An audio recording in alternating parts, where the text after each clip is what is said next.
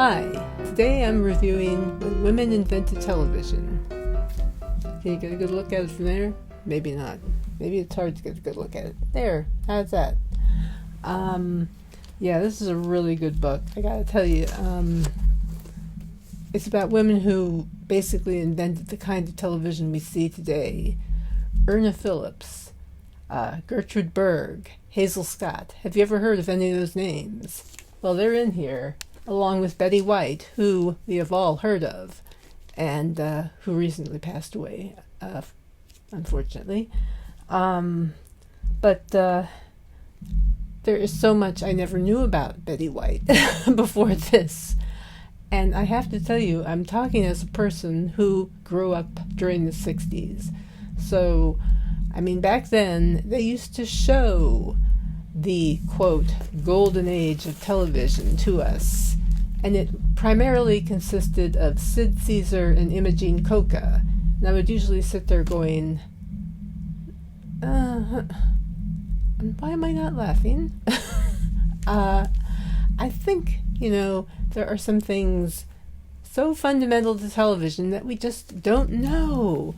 You'll find out about them in this book. Most of us don't know about the Hazel Scotts and the Irna Phillips and the Gertrude Bergs of television. Gertrude Berg brought Jewishness to the family sitcom.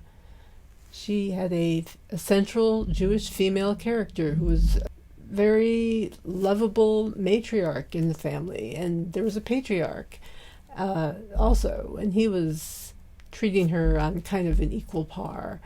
And there was also Hazel Scott, who was a performer. Betty White was just a powerhouse. I mean, the woman was doing so much television, and she was doing live television in Los Angeles, and she was local for Los Angeles for a while. But then after networks were established, and you could beam things across the country, well, things just opened up for all these people, except the blacklist happened, except McCarthyism happened, and that had a marked effect on these women, a lot of them. Not all of them equally, but a marked effect, certainly on Gertrude Berg, who had to let go of the actor who was playing her husband on the show because he happened to have signed, I guess, something linking him with the Communist Party, maybe belonged to it.